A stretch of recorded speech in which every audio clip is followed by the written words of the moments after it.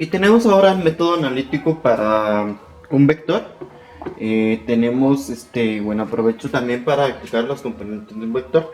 El método analítico, pues, es cuando nosotros tratamos de analizar un vector respecto a ciertas operaciones que vayamos a hacer y todo eso. Por ejemplo, tenemos acá un carrito, el cual es jalado por una cuerda, donde en este caso se aplica una fuerza cualquiera. ¿Cuáles son los componentes del vector? Pues son las siguientes. Este vector lo vamos a analizar en un plano de dos dimensiones, similar a como habíamos hablado anteriormente sobre el eje X y el eje Y. Entonces lo vamos a analizar de esa manera, en esos dos planos. Entonces tengo el componente de un vector de este lado, que sería el componente f de x, y el componente de este lado, que es f de y. ¿Por qué f de x? Porque recordemos que en este caso estoy hablando de la parte en el eje x, y de este lado pues tenemos el eje y. Y si me pongo a analizar esta gráfica, pues puedo decir lo siguiente. Si yo trazo una recta similar de este lado, entonces f de y va a ser este mismo que tengo acá. A este también le puedo llamar f de y, porque prácticamente el lado que tenga acá pues va a ser el componente que tengo de este lado, pues va a ser prácticamente la misma del otro. Entonces, si nos damos cuenta, ¿qué tenemos acá? Exactamente, acá tenemos un triángulo rectángulo.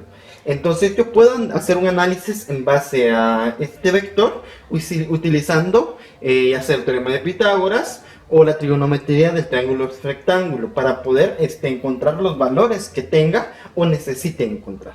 Entonces, podemos definir f de x de la siguiente manera. Por ejemplo, si yo quisiera saber f de x, puedo utilizar el coseno del ángulo, por ejemplo. El coseno del ángulo es igual cateto adyacente, que es f de x, dividido la hipotenusa, que en este caso va a ser f.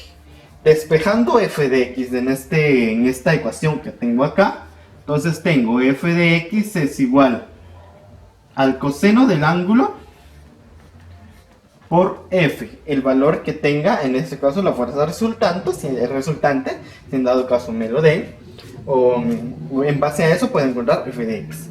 En el caso de f de y, puedo usar el seno del ángulo es igual a f de y. ¿Por qué? Porque es el cateto opuesto, dividido la hipotenusa, que es f, despejo de esta ecuación f de y. Entonces f de y dice que es igual a el seno del ángulo por f.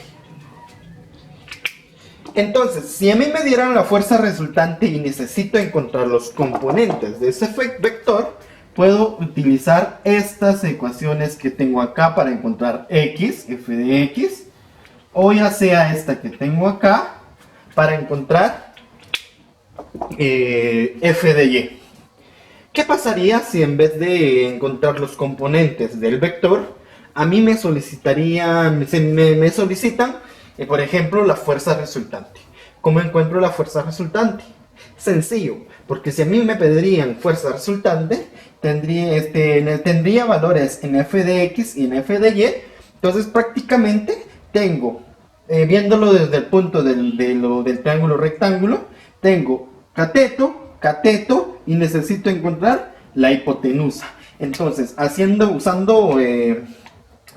del teorema de Pitágoras para encontrar mi fuerza resultante, puedo utilizar el teorema de Pitágoras, que en este caso es la fuerza en x al cuadrado más la fuerza en y al cuadrado, y a toda esta expresión le saco raíz cuadrada para encontrar la fuerza resultante.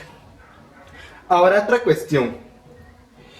Ya sé cómo encontrar el componente en x de mi gráfica, ya sé cómo encontrar el componente en Y de mi gráfica, ya sé cómo encontrar también la fuerza resultante, si en dado caso lo tuviera.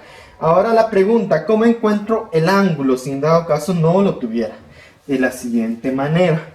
Para encontrar el ángulo en un análisis vectorial, voy a utilizar la tangente.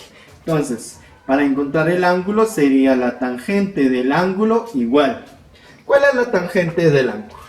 Cateto opuesto, f en y, dividido cateto adyacente, f de x. Entonces, de esta manera, yo encuentro componente en x, componente en y, el ángulo que sería la tangente, o ya sea la fuerza resultante, que sería con la ayuda del teorema de... Cabe destacar que la ecuación para encontrar f de x, para la ecuación para encontrar f de y, el teorema de Pitágoras para poder encontrar la fuerza resultante y la tangente para poder encontrar el ángulo, aplica a los vectores sin importar el cuadrante donde esté, ya sea en el cuadrante 1, en el 2, en el 3 o en el 4, siempre y cuando nos estemos refiriendo al ángulo